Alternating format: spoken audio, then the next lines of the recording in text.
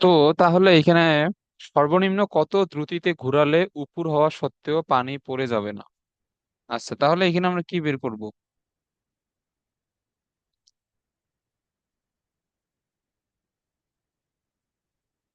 বেগ। না না, এইখানে আমরা যেটা বের করব সেটা হচ্ছে, হ্যাঁ এখানে তো বেগ আহ, আমরা বের করব। এই যে আমাদের দেখো, আমাদের কেন্দ্র বিমুখী বল এখানে কি হবে বলো তো? কেন্দ্র বিমুখী বল তো আমাদের থিওরি থিওরি অনুযায়ী কেন্দ্রমুখী বলের সমান, তাই না? হ্যাঁ, তা mv² ভাই, আর না। হ্যাঁ, এটা হবে mv²/r। তাহলে এটা আমাদের কার সমান হবে? এটা হবে mg এর সমান। mv²/r is equal two mg। বাদ, তাহলে v² মানে হচ্ছে rg।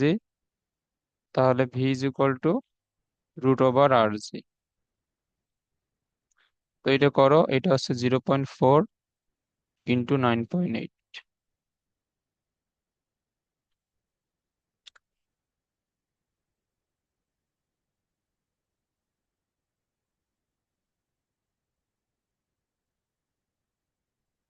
ওকে, তাহলে এটা আমাদের কত হবে? 0.4 ইন্টু 9.8।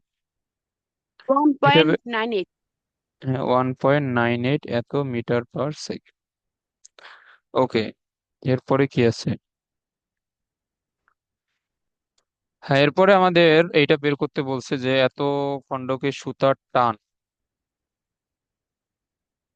আচ্ছা, সুতার টান এইখানে, এটার জন্য কি আমাদের সুতার টান কি পড়তে হবে?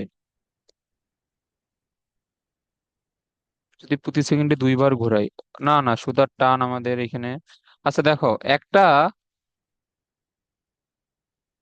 আমি তোমাদের তো এটা ভালোভাবেই তো বলছি, একটা বস্তুকে তোমরা যদি সুতার মাধ্যমে বেঁধে যদি ঘোরাও, তাহলে এখানে সুতার টান এখানে কি বলতো? কেন্দ্র বল।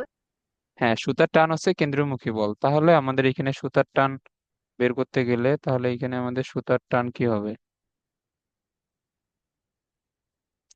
সুতার টান ইজ ইকুয়াল টু কেন্দ্রমুখী বল।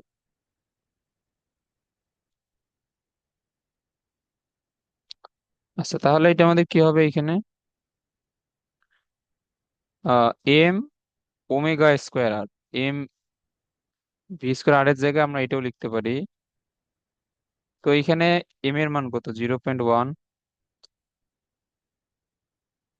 ওমেগা হচ্ছে প্রতি সেকেন্ডে 2 বার ঘোরানো হচ্ছে। তো তাহলে এখানে ওমেগা এখানে কি বলতো? 2 rps। হ্যাঁ, মানে সে তাহলে 4 পাই হবে না? হ্যাঁ, 2 × 2 পাই। তাহলে এটা হবে 4 পাই। তাহলে এখানে 4 পাই স্কোয়ার, আর এর মান হচ্ছে 0.8 মিটার দৈর্ঘ্যের সুতা। মানে তুমি যতটুকু দৈর্ঘ্যের সুতা নিয়ে তুমি ওই বস্তুটাকে ঘুরাবা, সেহেতু সুতা দৈর্ঘ্যের সমান ব্যাসার্ধের বৃত্তপতি, তো সে ঘুরবে। তাহলে এখানে ব্যাসার্ধের মান হচ্ছে 0.8। এটা হচ্ছে 12.63। এটা 1 হবে না মা? ভুল। এটা অ্যান্সার আসে তো, 12.63। ও হ্যাঁ হ্যাঁ।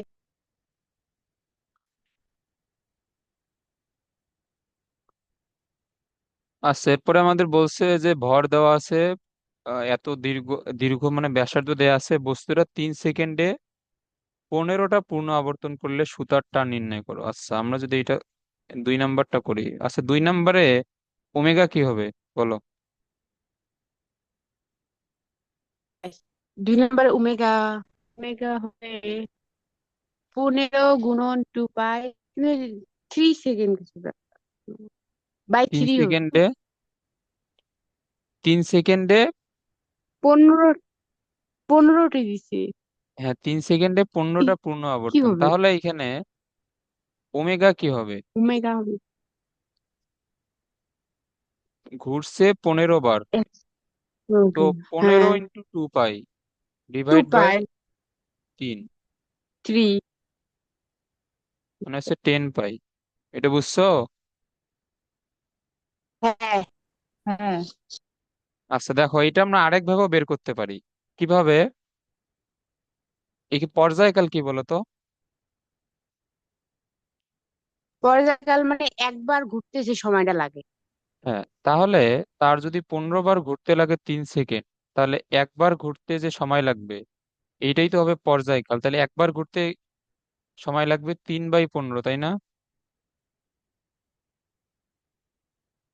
এটা বুঝছো? হ্যাঁ, বুঝো নাই? বুঝছি ভাইয়া, বুঝছি। আচ্ছা, তাহলে আমরা ওমেগার আরেকটা সূত্র জানি, এটা হচ্ছে 2 পাই বাই টি।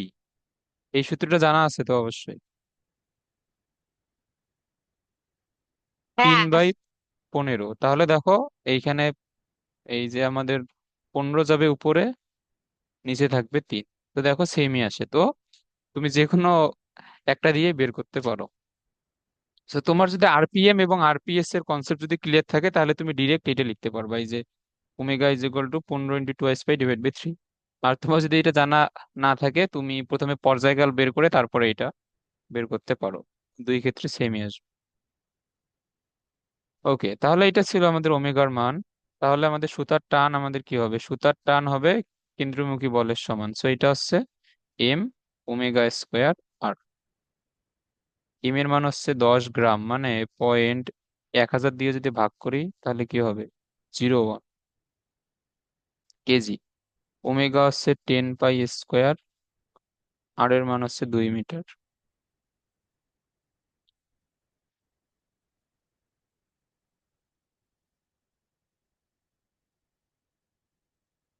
তাহলে আমাদের এটা হচ্ছে, সরি, ধরো এত বললে চলে, এটা × 2, এটা হচ্ছে 19.74 নিউটন। আচ্ছা, বোরের হাইড্রোজেন পরমাণু মডেলের একটি ইলেকট্রন প্রোটনের চারদিকে এত ব্যাসার্ধের বৃত্তাকার পথে এত বেগে প্রদক্ষিণ করে, ইলেকট্রনের ভর এত হলে কেন্দ্রীয়মুখী বলের মান কত? এটা হোমওয়ার্ক। এটা কি হোমওয়ার্ক পারবা? এটা তো আমাদের ডিরেক্ট সূত্র, M v²/r। দেখো এটা ডিরেক্ট সূত্র আমার, হলে তো পাবো। হ্যাঁ দেখো দেও এখানে, হোমওয়ার্ক। হ্যাঁ এখানে ভর, ব্যাসার্ধ, বেগ সবকিছু দেয়া আছে, তোমরা জাস্ট এফ এর মানটা বের করবা। এই সহজ ম্যাথটা এসেছিল বুয়েটে 2012-13-তে। আচ্ছা, এরপরে আমাদের কি আছে? আচ্ছা দাঁড়াও, এর আগে আমাদের একটা ম্যাথ ছিল। প্রথম ক্ষেত্রে কৌণিক ভরবেগ সুতার দৈর্ঘ্য। আচ্ছা এই যে, হ্যাঁ এখন আমরা এই ম্যাথটা করতে পারবো। এই ম্যাথটা তো তোমরা মনে হয় একবার এটা দেখাইছিলাম, মনে হয় যে এটা কিভাবে সলভ করবা। এটা সলভ করার জন্য আমাদের এই যে কেন্দ্রমুখী বল লাগবে আর কি। এখন সেলিম 30 গ্রাম ভরের একটি পাথরখণ্ডকে এত মিটার দীর্ঘ সুতার সাহায্যে বৃত্তাকার পথে ঘোরাচ্ছে। তার মানে এখানে ভর এবং বৃত্তাকার পথের ব্যাসার্ধ দুইটাই দেওয়া আছে। পাথরখণ্ডটি প্রতি মিনিটে 240 বার ঘুরছে, মানে ওমেগা হচ্ছে 240 RPM। পাথরের ঘূর্ণন সংখ্যা একই রেখে, মানে ঘূর্ণন সংখ্যা একই রেখে সুতার দৈর্ঘ্য দ্বিগুণ করা হলো।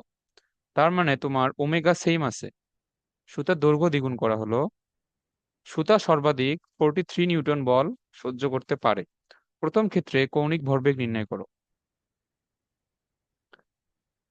দেখো, এইখানে প্রথম ক্ষেত্রে কৌণিক ভরবেগ আমরা জানি L = I ওমেগা।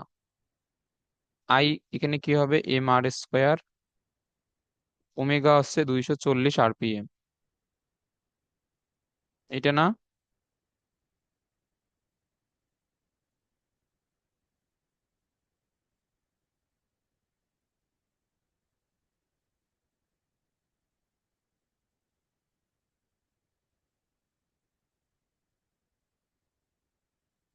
এটাকে বুঝছো কি কি লিখলাম? হ্যাঁ বুঝছি। হ্যাঁ বুঝছি। আচ্ছা দেখি, আমরা দেখি অ্যান্সার মিলে কিনা।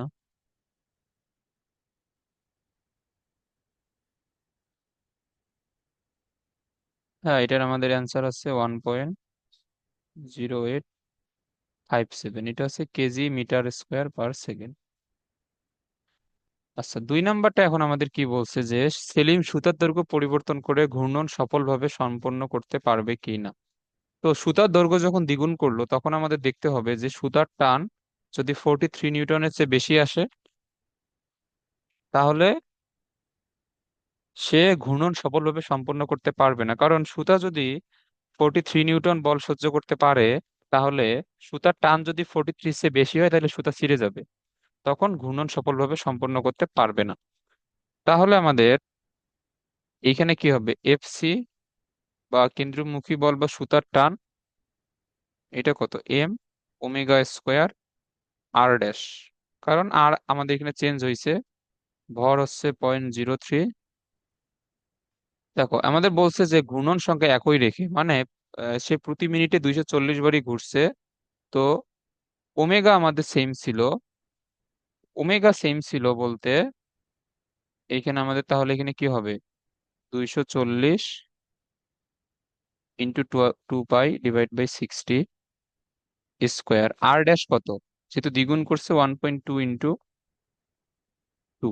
তো এটা বের করো, 0.03, 240।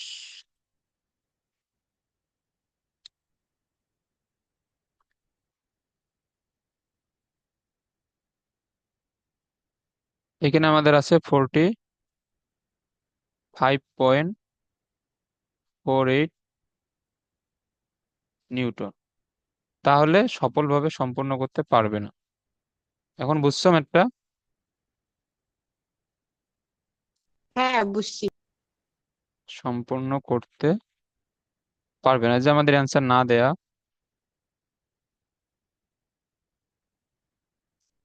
ওকে, নিউটনের বলবিদ্যা চ্যাপ্টারটা অনেক বড়, বাট ম্যাথ অত বড় বড় নাই, ম্যাথ খুবই ছোট ছোট ম্যাথ।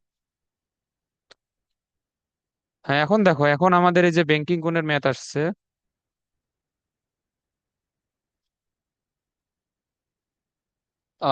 এইখানে আমাদের কি বলছে আছে, একটা সলভ করি। বলছে যে আহ, এত মিটার ব্যাসার্ধের বৃত্তাকার পথে কত বেগে ঘুরলে উলম্ব তলের সাথে 30 ডিগ্রি কোণে আনত থাকবে। আমাদের সূত্র কি ছিল বলো?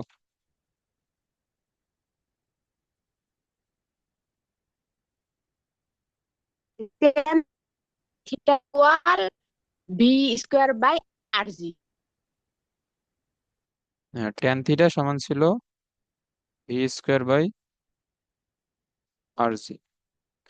তাহলে এখানে আমাদের কি হবে, tan 30, ভি এর মান কত, ও ভি তো বের করতে বলছে, আর এর মান হচ্ছে 75 × 9.8। তাহলে এখানে আমাদের কি হচ্ছে,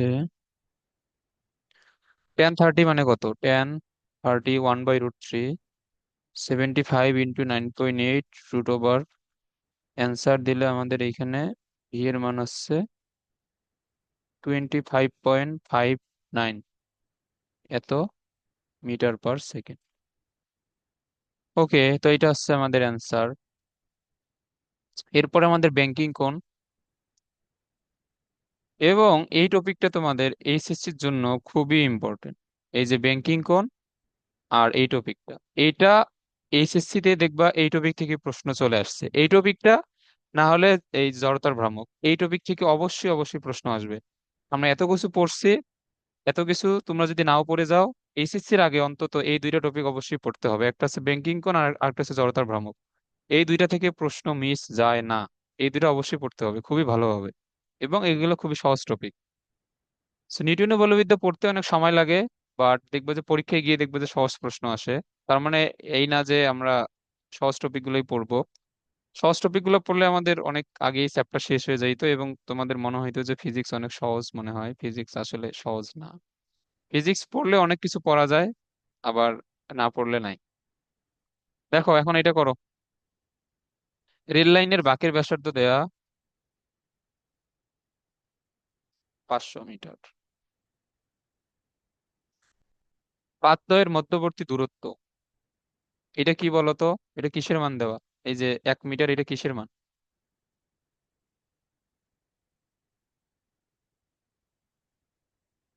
বলো। এল এর মান। এল। হ্যাঁ, এটা হচ্ছে এল এর মান।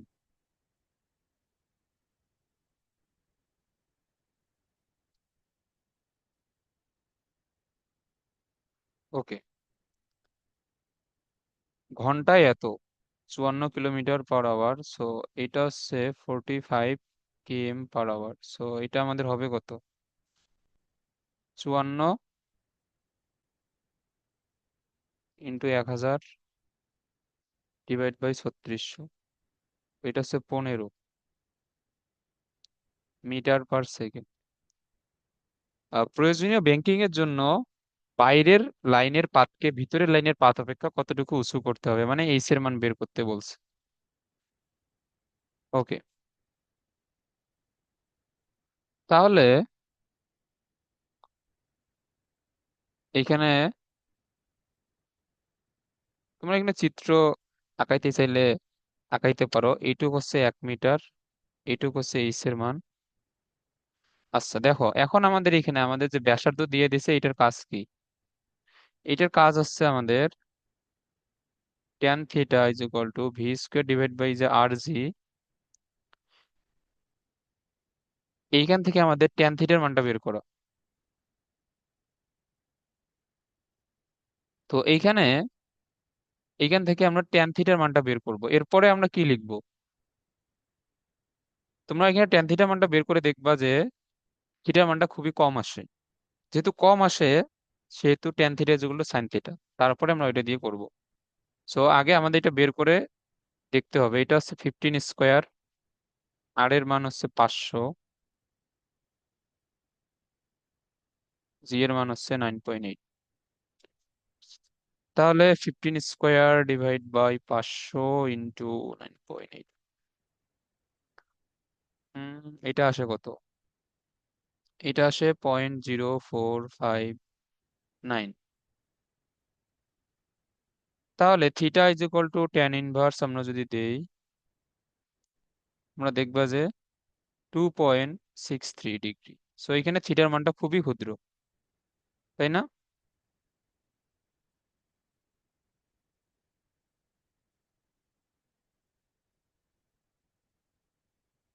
যেহেতু থিটা অনেক ছোট,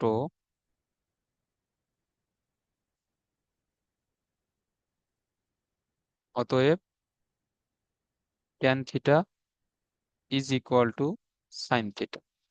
এখন তোমরা সাইন থিটার সূত্র লেখো এখান থেকে, এই যে আমাদের চিত্র থেকে। তাহলে এখন আমাদের এখানে সাইন থিটা সমান এখানে কি হবে? সাইন থিটা হচ্ছে লম্ব বাই অতিভুজ মানে ভূমি। সাইন থিটার মান হচ্ছে ট্যান থিটার সমান। তাহলে ট্যান থিটার সমান আমাদের ছিল কত? 0.0459 into 1 is equal two H. তাহলে এইচ এর মানও হচ্ছে এইটাই, 0.0459 মিটার। ম্যাথটা বুঝছো? হ্যাঁ, বুঝছি। ওকে। তো এত মিটার, তোমরা এটাকে হ্যাঁ, এটা তো আমাদের মিটারই, তোমরা সেন্টিমিটারে লিখলে 4 পয়েন্ট সামথিং হবে। সবকিছু দেয়া আছে, ব্যাসার্ধ, বেগ, কত কোণে কাত করে রাখতে হবে, প্রস্থ এত হলে কত উঁচু করতে হবে। 50 মিটার ব্যাসার্ধ দেওয়া আছে, 5 মিটার চওড়া, এবং ভিতরের কিনারা হতে এত উঁচু। সর্বোচ্চ কত বেগে বাঁক নেওয়া সম্ভব? ভি এর মান।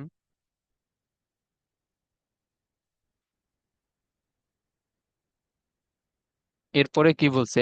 একটি পথের এ এবং বি দুইটি স্থানে এত ব্যাসার্ধের বাঁকের প্রত্যেকটির ব্যাঙ্কিং কোণ 10 ডিগ্রি। পাতটির প্রস্থ হচ্ছে 80 মিটার, 80 সেন্টিমিটার, তার মানে এটা এল এর মান হচ্ছে 80 সেন্টিমিটার। এ স্থানের বাঁকে ভিতরের পার্শ্ব অপেক্ষা বাইরের পার্শ্ব কত উঁচু হতে হবে? সো এখানে ব্যাংকিং কোণ দেওয়া, ব্যাসার্ধ দেওয়া, এল এর মান দেওয়া, এইচ এর মান বের করবা। এরপরে দুইটাতে বেগের মান বের করবা। এই বেগের মান বের করে অনুপাত বের করতে বলছে, এগুলো কি পারবা? পাবো।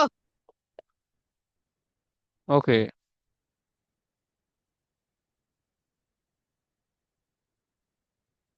উম সার্কাসের খেলোয়াড় মাথার উপরে উলম্ব তলে একটি সুতার 90 সেন্টিমিটার দূরে বেঁধে প্রতি মিনিটে 100 বার ঘোরাচ্ছেন। হঠাৎ ঘূর্ণায়মান বস্তুটির 1/3 খুলে পড়ে গেল। ওকে। এতে খেলোয়াড় ভীত না হয়ে প্রতি মিনিটে ঘূর্ণন সংখ্যা একই রাখার জন্য প্রয়োজন মতো সুতার দৈর্ঘ্য বাড়িয়ে নিলেন। বস্তুটির ভর কমে যাওয়ার পূর্বে কেন্দ্রমুখী ত্বরণ কত ছিল? ভর কমে যাওয়ার পূর্বে কেন্দ্রমুখী ত্বরণ কত ছিল? আচ্ছা, কেন্দ্রমুখী ত্বরণ কি? v² / r, বা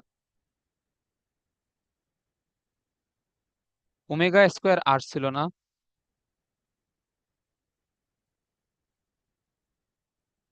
দেখো এইখানে এই কেন্দ্রমুখী ত্বরণ মানে কিন্তু a = v²/r। v²r মানে ω²r। সো এখানে আর এর মান দেওয়া, ওমেগার মানও তো দেওয়া, প্রতি মিনিটে 100 বার ঘোরাচ্ছেন, তো এটা হবে কেন্দ্রমুখী ত্বরণ। সার্কাসের খেলোয়াড় সুতার দৈর্ঘ্যে যে পরিবর্তন এনেছিলেন, আচ্ছা তোমরা এটা একটু চিন্তা করে সলভ করিও। এটা তোমাদের হোমওয়ার্ক থাকবে, না পারলে আমরা এটা নেক্সট ক্লাসে করবো। এরপরে 100 মিটার ব্যাসার্ধের বাঁকে এত বেগে বাঁক নিতে গিয়ে রাস্তা থেকে ছিটকে খাদে পড়ে যায়। দেখো আমাদের চিত্রে এইচ এর মান দেওয়া, এল এর মানও দেওয়া। তোমরা কি চিত্র দেখতে পাচ্ছ? 0.4 মিটার হচ্ছে এইচ এর মান, 0. এখানে সরি 8 মিটার হচ্ছে এল এর মান। চিত্র দেখতে পাচ্ছ? হ্যাঁ। আচ্ছা, ব্যাংকিং কোণ নির্ণয় করতে বলছে। সো এটা বের করবা। আচ্ছা এখন দেখো, খাদে পড়ে যাওয়ার কারণ এখানে তোমরা কি বের করবা বলো তো? খাদে পড়ে যাওয়ার কারণ কি? এখন দেখো, তোমার ধরো যে ব্যাংকিং কোণ হচ্ছে tan θ v²/r/g, এইটা না? তুমি তো ক নম্বরে ব্যাংকিং কোণটা বের করবা। বের করে ওই ব্যাংকিং কোণের জন্য কি পরিমাণ বেগ দরকার, ওইটা তুমি খ নম্বরে বের করবা। তো তুমি এইখানে ধরো যে ব্যাংকিং কোণ আসলে 10 ডিগ্রি, তুমি 10 ডিগ্রি ব্যাংকিং কোণের জন্য ভি এর মানটা বের করবা। ভি এর মান বের করে দেখবা যে 30 কিলোমিটার পার আওয়ারের চেয়ে কম হয়। সে যতটুকু ব্যাংকিং ওই পরিমাণ কোণের জন্য সে যত বেগে যাইতে পারবে, তার চেয়ে সে বেশি বেগে যেহেতু সে সে গেছে, এই জন্য সে বাসটি রাস্তা থেকে ছিটকে খাদে পড়ে গেছে। বুঝছো আমার কথা? হ্যাঁ, বুঝছি। ওকে। আচ্ছা, এই যে হোমওয়ার্ক কি হোমওয়ার্ক কি বেশি হয়ে যাইতেছে নাকি? না হলে আমি সলভ করাই দিব, সমস্যা নাই। না, না, ঠিক আছে, বেশ নিজে নিজে করাই। হ্যাঁ, এই যে এইটা হোমওয়ার্ক করবা, সুতার টান।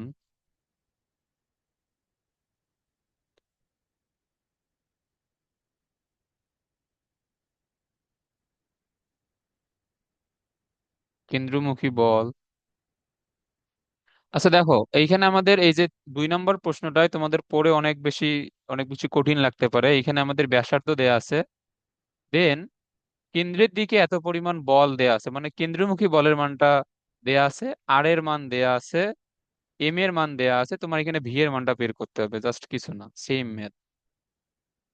ওকে, এরপরে আমাদের এর আগের পেজে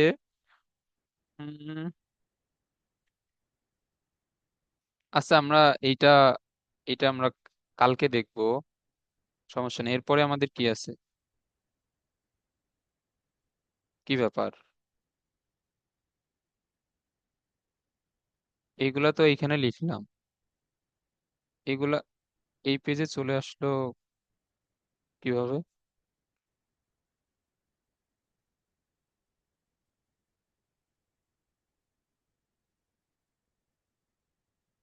আচ্ছা ওয়েট, এইগুলা তো আমাদের আগের পেজে ছিল, এগুলা এই পেজে চলে আসলো কিভাবে? কি ব্যাপার, এগুলা সব পেজেই চলে আসছে।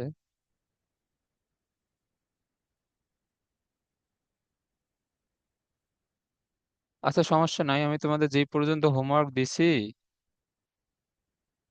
কি এই লেখাগুলো সব পেজেই চলে আসছে কেমনি? বুঝলাম।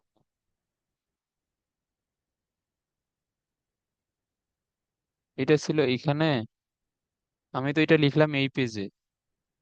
বাট এগুলো এই পেজ থেকে এই পেজে চলে আসছে। আচ্ছা, আমি তোমাদের এখন এগুলো পরে আবার ঠিক করে তোমাদের পিডিএফটা দিয়ে দেবো। তো এই এই যতগুলো হোমওয়ার্ক দিলাম এবং আজকে আমরা এই যা যা পড়ছি সবকিছু তো বুঝছো না? হ্যাঁ, বুঝছি। আচ্ছা, আমি তোমাদের পিডিএফটা এখন দিয়ে দেবো, তোমরা হোমওয়ার্ক গুলো করিও। আজকের ক্লাস এইখানে থাক, আমাদের সময়ও প্রায় শেষ।